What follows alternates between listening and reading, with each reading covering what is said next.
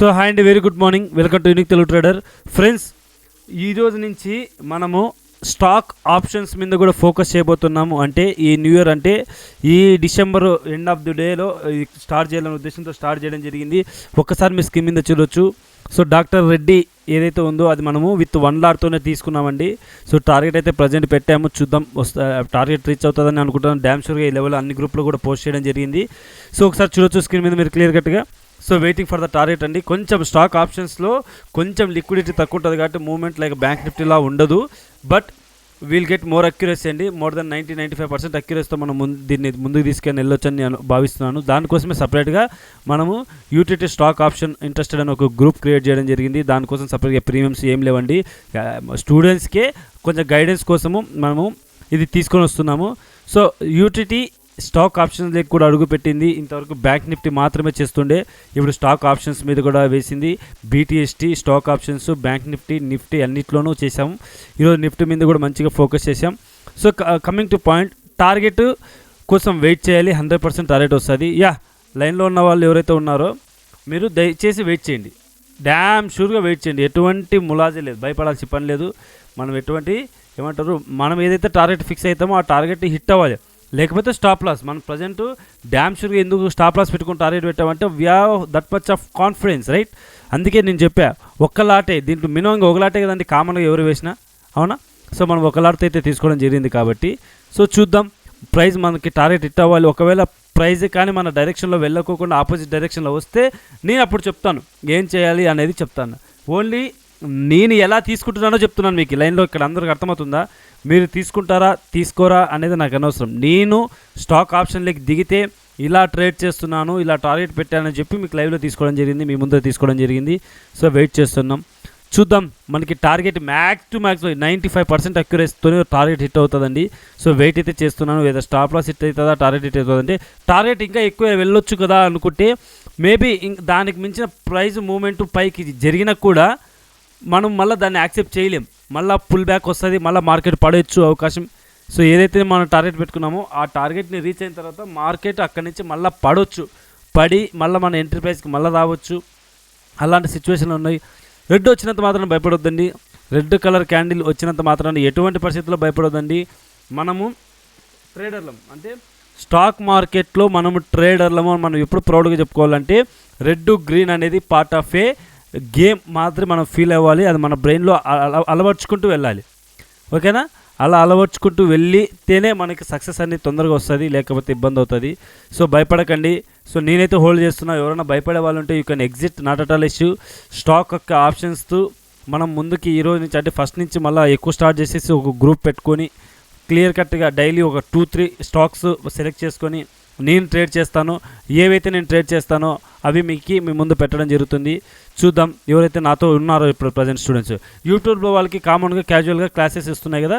ఇప్పుడు జనవరి 1 సందర్భంగా ఒక స్ట్రాటజీ కూడా రివీల్ చేయబోతున్నాం. అది కూడా మీరు హ్యాపీగా చూసుకోండి.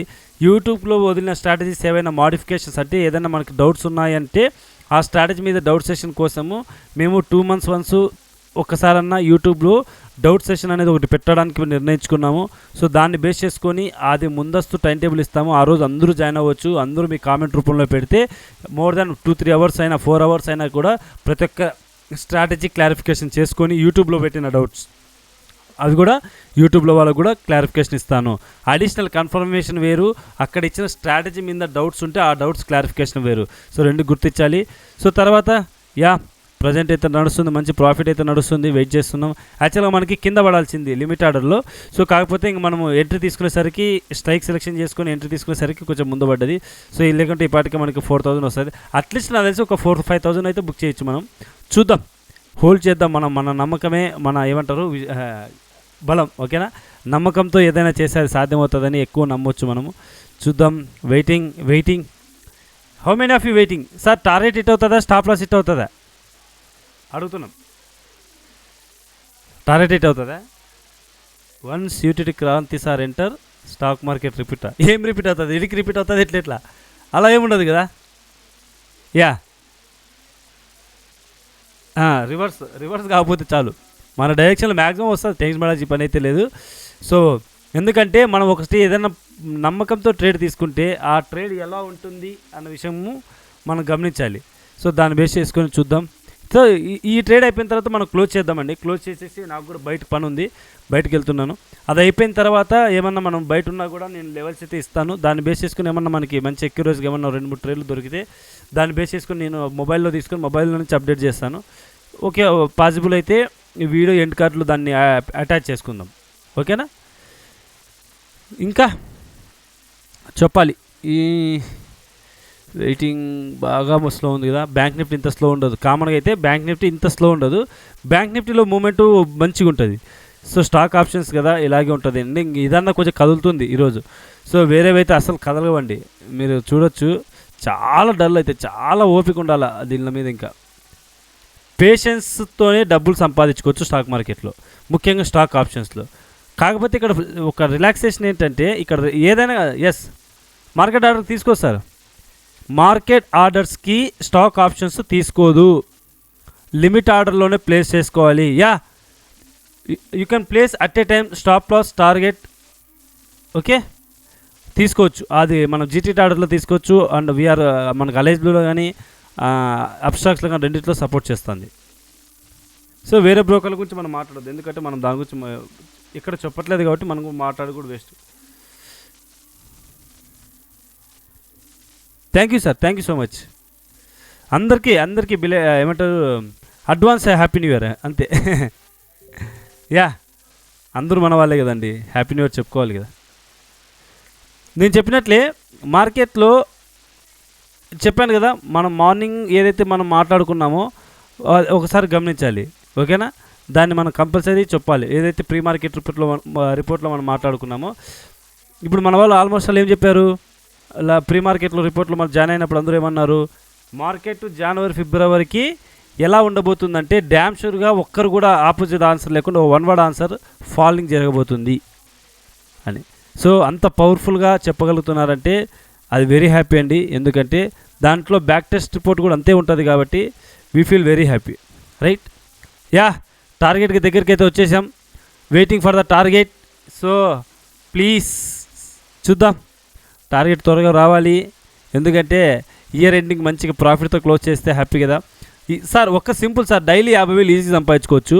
ఎలా సంపాదించుకోవచ్చు అంటే స్టాక్ ఆప్షన్స్లో ఒక 5 స్టాక్స్ సెలెక్ట్ చేసుకుని 5 to 10 స్టాక్స్ సెలెక్ట్ చేసుకుని ఈచ్ స్టాక్ నుంచి ఒక 5,000 వచ్చేలాగా మనం ప్లాన్ చేసుకుంటే, ఇదంటే ఇప్పుడు ఈ క్వాంటిటీ వేరే 125 క్వాంటిటీ కదా. సో మనకి 3,000 క్వాంటిటీ, 7,000 క్వాంటిటీ, 9,000 క్వాంటిటీ కూడా ఉంటాయి.